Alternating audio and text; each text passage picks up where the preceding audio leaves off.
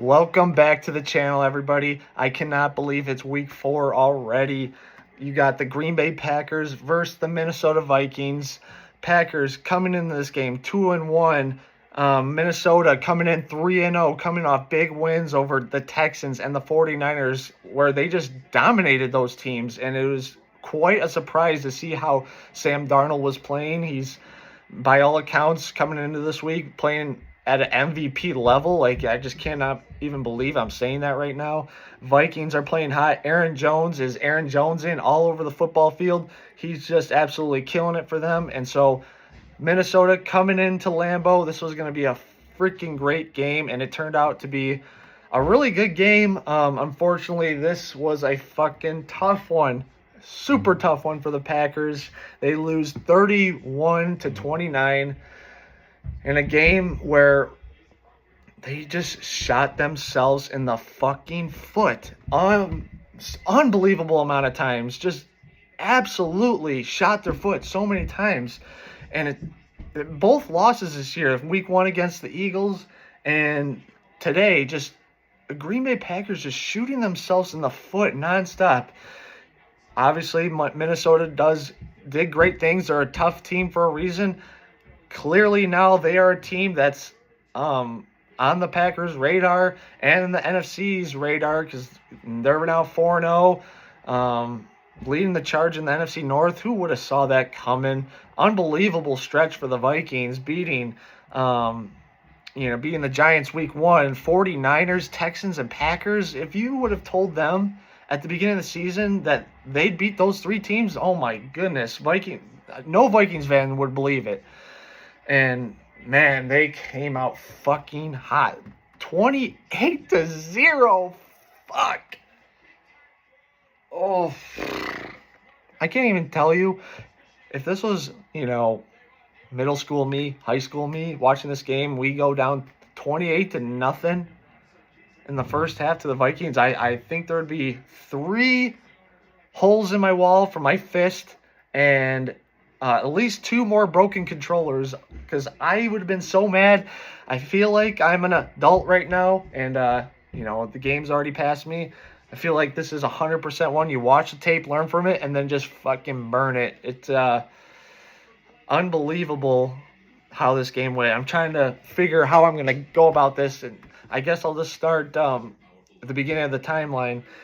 You got Jordan Love coming back off his MCL injury, didn't go on IR.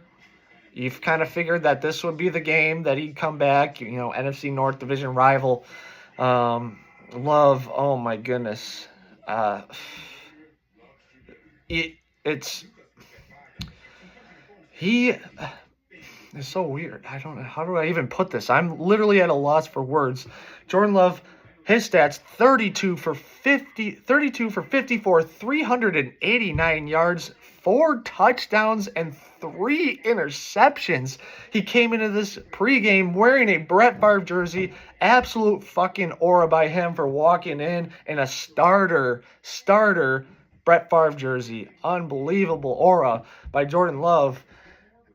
Can't believe that he literally played like Brett Favre the whole game. It was kind of crazy. Unbelievable. Let me repeat that stat line. 32 for 54, 389 yards, 4 touchdowns, 3 picks, 83 passer rating.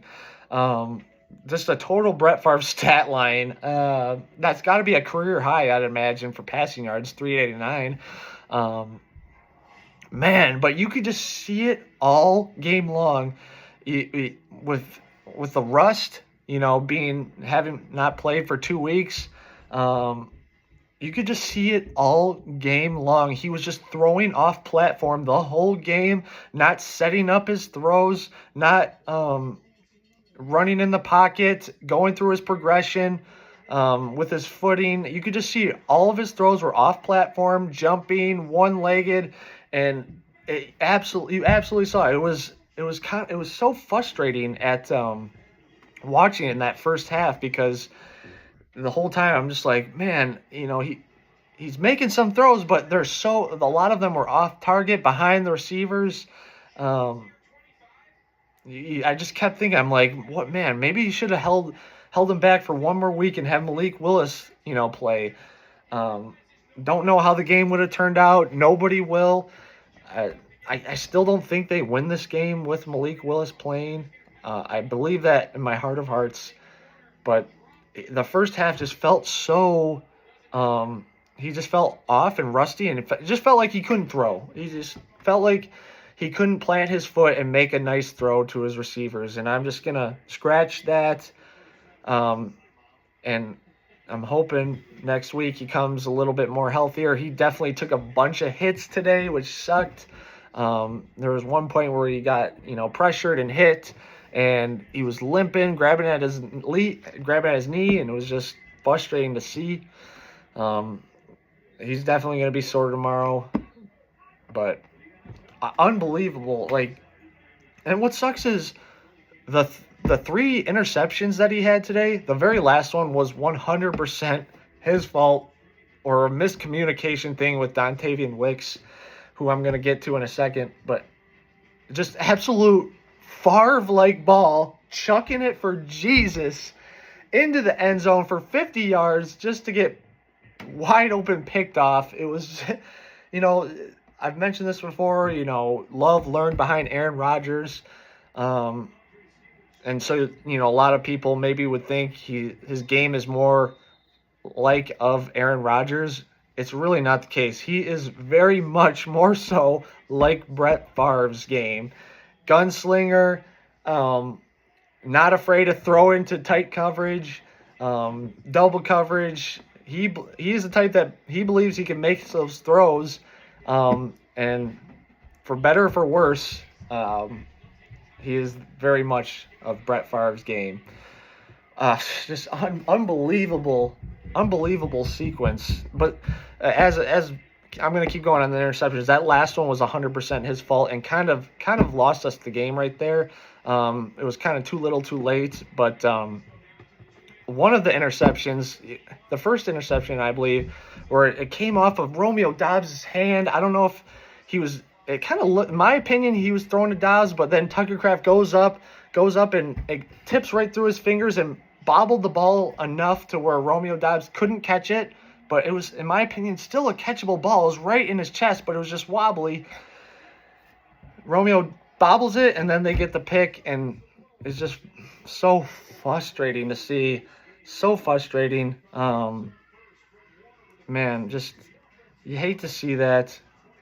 Especially, I don't even want to dog Jordan Love right now because, I felt he was rusty. I felt he couldn't throw the way he wanted to throw with that injury. But you can, if any Packer fan could see, this was not his highest level of play. It's kind of weird, seeing the stat line too, that they had him throw for 54 times. I know it was because they were down 28-0, so you couldn't just run the ball with Jacobs.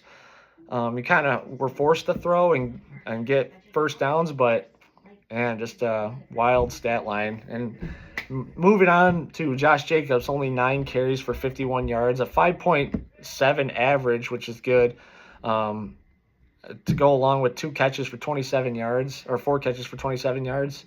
But nine rushes for him for 51 yards is not enough. You got to get him the ball more. You had to. But I understand the circumstances. They, couldn't necessarily run the ball in that second half. They had to start getting points and not let the clock tick away. So it's kind of one of those things that their arm was twisted and they couldn't run the ball anymore. So 9 for 51 for him. Emmanuel Wilson, 8 carries for 27 yards. Although Wilson has been having a great season thus far, a really great season as a backup running back, to see the 9 carries for Jacobs and the 8 carries for Wilson, I'd still just rather give it to Josh Jacobs. He's the cowbell of that run game. Just give him the ball. He had a 5.7 average. Just give him the carries, and maybe out of those 8 carries for Wilson, maybe just give 4 of them to Wilson and give the other 4 to Josh Jacobs, so you can spread it out a little bit, give each guy some carries, but you want to give Josh Jacobs the ball. Man, I want to talk about the receivers for a second. Jaden Reed, I came into the season and loving the idea of these receivers are going to be hard for defensive coordinators. It's like, who do you guard? You got Melton, you got Wicks, you got Watson, you got Dobbs, you got Reed. Who are you going to throw the ball to? Well, now there's a clear defining number one on this team, and he's my number one favorite Green Bay Packer right now, and that's Jaden motherfucking Reed. 7 catches, 139, and a touchdown. And that touchdown that he got, Jordan Love, absolute perfect ball, and Jaden Reed just made a play for his quarterback. You're going to hear this in about a second. He made a play for his quarterback and grabbed a beautiful touchdown. The man is just unbelievable. 7 catches, 139. He's not a big man. I've said this in multiple videos, but he goes out and gets that ball or makes a move in open space. He is the absolute dog on this fucking team. They've been giving Jaden Reed the ball, so I wouldn't say, give him more, but, man, if you can, Jaden Reed is a fucking problem in this league, and he will be for years to come. Number one favorite guy on the Packers right now, and only his second year in the NFL. He's going to be doing great things. Dontavian Wicks. Man, Dontavian Wicks. A great player, a great pickup by the Packers in the 5th round last year. Had 5 catches today for 78 yards and 2 touchdowns. But, man, he had a critical drop, wide open. I'm not wide open, but a very open for the NFL standards ball. And Love threw a perfect ball right on his chest, drops it for a touchdown in the end zone. Would have had 3 for the day, and you look at the score, 31-29. You absolutely needed that. This game would be completely different. Another reason why Green Bay shot themselves in the damn foot, just not making plays. These receivers dropped so many balls today. Romeo Dobbs, he had 4 catches for 39 yards, but had 2 drops on the day. One was that interception that he should have caught. And then he had another drop again that day. Wicks had at least 2 drops today, too. I go back to Jaden Reed. Make a play for your quarterback. These receivers probably lost this game for the Packers today. And besides for one guy that I'm going to fucking unleash in a couple minutes. But these receivers did not help their quarterback out in key situations. Jordan Love, although completed 32 passes today, it could have had way more. And it was just frustrating to see. These wide receivers drop so many balls and just help out your quarterback. Just give him some fucking help. You catch the ball, give him some more confidence, have him zing it, and it's just unbelievably frustrating at times. Tucker Kraft had a good game, 6 catches for 53 yards and a touchdown. And I believe he caught a 2-point conversion, which is awesome too. But had a key fucking fumble with the Vikings guy just fucking punching the ball out of it, Peanut Tillman style. Absolutely fucking killer. That is really what sealed the game, but Tucker just got that ball punched out, and it was absolute killer, turnover, and Vikings get the ball on the Green Bay side to ultimately wind the clock down. But although a great game by Tucker, I thought maybe one of his maybe his best game in his career, but that fumble is absolutely killer. Man, I just can't believe that. Defensive side, Quay Walker led the team in tackles with 8, and 6 of them being solo, with also a absolute beautiful sack on the play. Love to see that for Quay. Felt like he had a good game today, so really nice to see that from Quay. Keyshawn Nixon led the team in second in tackles with 7 total, 5 being solo, and he also had a beautiful sack, strip fumble that was. And let me tell you, I was watching the whole game. I was just very, very nonchalant, very bored, almost very just no emotion or whatever, but when Keyshawn Nixon got that strip sack, I absolutely went off. I was so hyped. I felt like that's when I like really got into that game, and oh man, it was just unbelievable. But although Keyshawn Nixon had a great tackling and great sack, clearly he is just a problem when it comes to being in the nickel and being a defensive defender. By nature, when he came from the Raiders, he was just mostly a special teams guy, but for some odd reason, the Packers like Keyshawn Nixon and they like him in the nickel, and he's not a good defender. And yes, you're going against Justin Jefferson, who's number one receiver in the league, and Jordan Addison is a first round talent. You can't be getting burned 2, 3, 4 times in the game.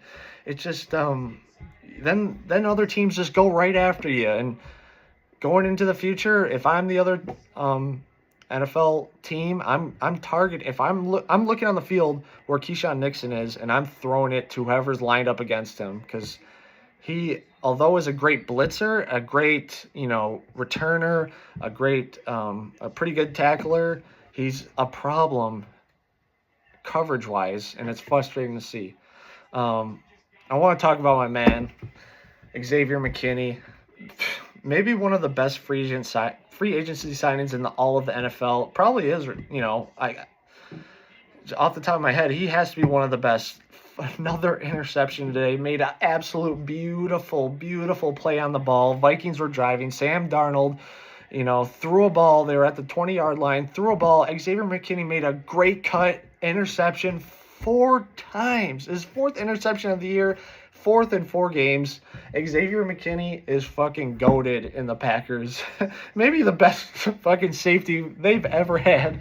Ever. Xavier McKinney, you are a fucking dog. I don't know how much I love his Xavier McKinney. He wears, he's not like a tight-armed jersey guy. He's a loose jersey guy. I don't know, not a lot of big aura on that, but hey, if it works, keep fucking wearing what you're wearing, because man, he's trending towards 18 picks on the year. He's getting a pick a game. Just absolute fantastic game by Xavier McKinney. And to go along with that, Devontae Wyatt had a tackle for loss. Jonathan Bullard had a tackle for loss. Edgerrin Cooper, who I thought had a good game, besides for that face mask penalty on Aaron Jones, had a good game. He had a tackle for loss, including 4 total tackles, and all of them being solo. Like, Cooper needs to get into the ball game more. I'm actually a believer that Isaiah McDuffie is not doing as bad as what people think. I think he's playing pretty solid, but once again, I've mentioned this before, I don't think he should be a starter in this league. I think he's a great backup guy to come in. I think he's like top-tier backup linebacker, but having him starting, I don't necessarily think he's all that great. But I want to talk about one guy. I've been kind of saving this, but Braden Narvison, our kicker, you lose, you start off the drive, Vikings get a touchdown, Green Bay comes all the way, has a great first drive too, just to have it a 37-yard field goal missed. A 37-yard, that should be absolutely nothing. He misses a 37-yard field goal. I said this before, it was inevitable that Green Bay was going to lose a game by their special teams. The way this offseason set up, the kicking battle between Anders Carlson and Greg Joseph, and to ultimately for them to both suck, and then Goody make the decision, hey, I'm going to get rid of both of you and go grab this practice squad guy, Narvison from the Tennessee Titans, who didn't even win the kicking spot in Tennessee, but Goody thought, I'm going to get this guy, we need a guy. And for him to miss a 37-yard field goal and a 49-yard field goal, which changes the whole dynamic of the offense and Matt LaFleur's thinking, you're all of a sudden in a point where it's like you can't kick field goals. You have to go for it on 4th downs. There was 2 situations where Green Bay was like at their 32-yard line, and it was 4th down. And it's like it would be either like a 50-something yard field goal, and they're forced to kick a they were forced to go for it because it's like you can't trot Braden Narvison out there to miss it again and just absolutely kill the momentum of this game, which was already killed for the most part, being down 28-0.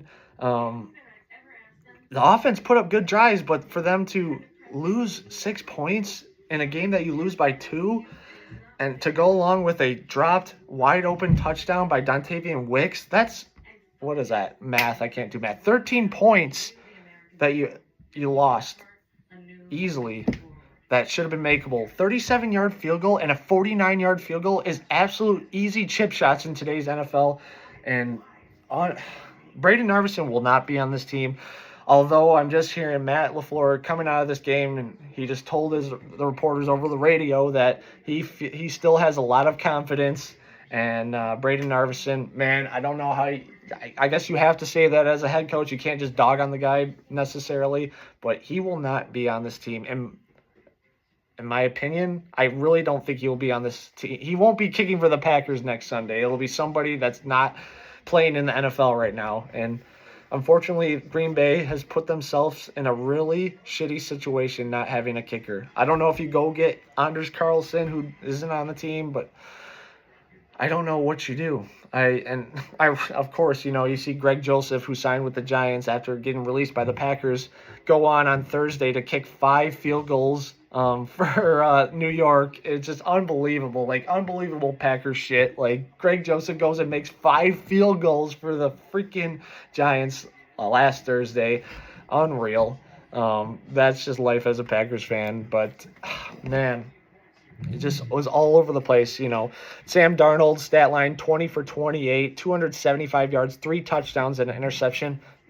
He's just playing very well. And I believe the reason why he was playing well, too, is their offensive line played absolutely great for him. Gave him time to throw the ball. That's where the defensive line did not show up today. Second half, they played a lot better. I thought Rashawn played a little bit better in the second half, played pretty good, but just was not getting pressure. And Kenny Clark is just having a really rough season to start off the year, especially a guy you just gave a big contract to over this season, just not showing up. And Kenny Clark has been great against Bradbury of the Vikings, basically owning him his whole entire career. And for him to, once again, be kind of a no-show all day, it was really frustrating. The Vikings offense, credit to them, got a lot of time for Darnold to throw, and he was great today. Aaron Jones, man, he's just absolute dog. I'll give the Packers and Jeff Hafley this. They did not fucking quit that game. I absolutely love to see that. They did not quit. Joe Barry's defense would have quit.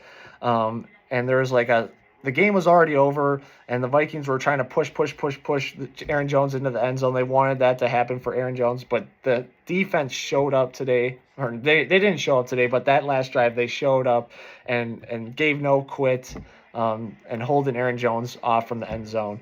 But Jones' stat lines, 22 carries for 93 yards to go along with 4 catches for 46 yards.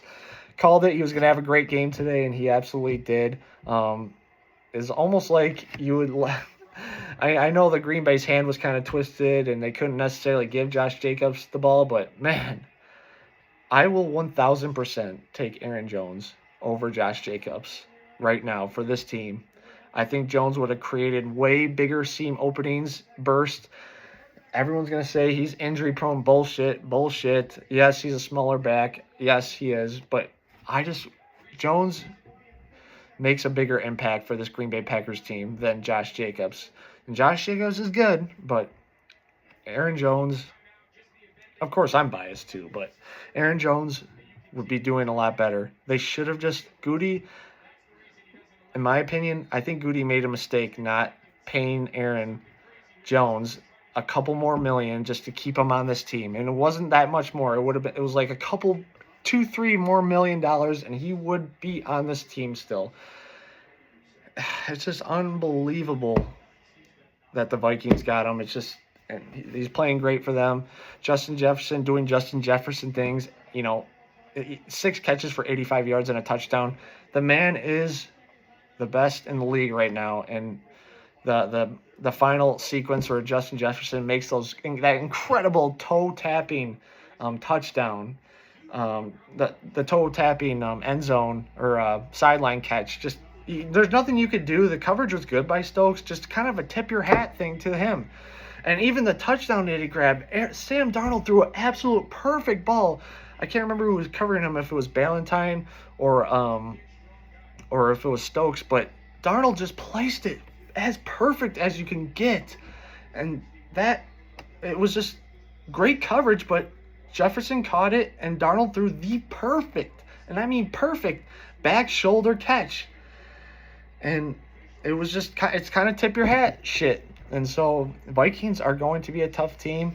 I do think Vikings are pulling the ultimate Vikings thing right now and peaking week 4 into the season to ultimately fucking take a shit at the end of the season. That's just kind of that's Vikings for you. But man, they're playing very good right now. And of course, no Jair today. You just hate to see it. I guess I don't focus necessarily on every NFL team's injury reports every single week, but Green Bay Packers, I feel like, tell me if anybody agrees, but the Packers are the only team that the guy will practice Monday, Tuesday, Wednesday, Thursday, and then all of a sudden Friday did not practice, that was Jair. He was limited all week and then did not practice on Friday, and it was like, what the hell? And all of a sudden the thing comes out and he's questionable to come into the game, and then to find out he's inactive today, man, it's just, the Packers are the only team where it's like the guy will practice or whatever in some form all week, but then Friday, oh, he's out, he's not practicing, and then he's out for the game. Like, it's just, what the fuck? Like, you really missed Jair today. Addison had a great game, 3 catches for 72 yards and a touchdown. That one to start off the game, to give him a 7-0 lead, opening drive, just absolutely killer. Keyshawn Nixon and Corey Ballantyne had just rough days covering. I like Corey Ballantyne, but I don't know.